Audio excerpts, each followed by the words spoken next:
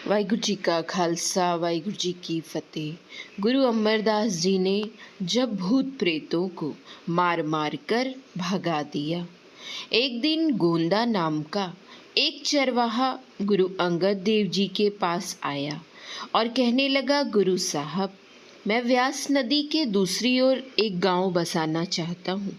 समस्या यह है कि लोग वहाँ आकर रहने को तैयार नहीं होते। वे कहते हैं कि वहाँ भूत प्रेत रहते हैं। यदि आप कृपा करके अपने किसी खास सेवादार को वहाँ रहने के लिए भेज दें तो आपकी बड़ी कृपा होगी। इससे लोगों का भय निकल जाएगा तथा वहाँ वे आकर रहने लगेंगे।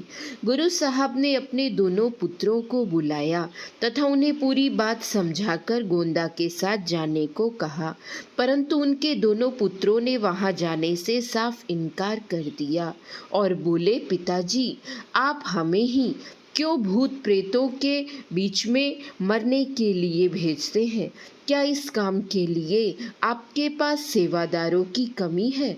अपने पुत्रों की कायरता देखकर गुरु साहब को भारी दुख हुआ। उन्होंने भाई अमरदास जी को बुलवाया तथा उन्हें गोंदा के साथ जाकर नए बसाए जा रहे गांव में रहने की आज्ञा दी। अमरदास ने तत्काल उनकी आज्ञा को शिरोधार्य किया। जब वे गोंदा के साथ जाने लगे तो गुरु साहब ने उन्हें एक छड़ी दी और कहा, यदि वहां भूत प्रेत दिखाई दे जाए तो इस छड़ी से उन्हें पीटना, वे भाग जाएंगे। छड़ी लेकर अमरदास ने गुरु साहब के चरणों में प्रणाम किया तथा बिना किसी भय के गोंदा के साथ चले गए। गोंदा चरवाहा व्यास नदी के किनारे गोइंदवाल नाम का एक नया गांव तैयार कर रहा था। अमरदास जी वहीं जाकर रहने लगे। उन्होंने अपने परिवार के लोगों को भी वहां बुला लिया तथा उनके साथ मिलजुल कर सेवा करने लगे। कुछ ही दिनों में उन्होंने उन भूत प्रेतों का पता लगा लिया जो लोगों को आतंकित करते थे।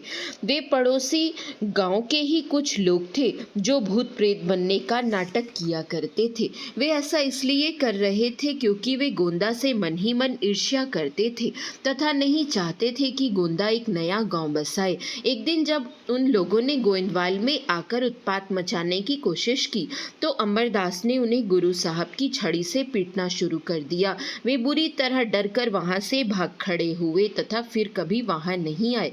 इस प्रकार गुरु अमरदास जी ने लोगों के मन से भूत प्रेतों का डर निकाल दिया। वे परिवार सहित वहां आकर रहने लगे। धीरे धीरे गोइंदवाल एक बड़े नगर में परिवर्तित हो गया। वाहिगुरु जी का खालसा वाहिगुरु जी की फतेह।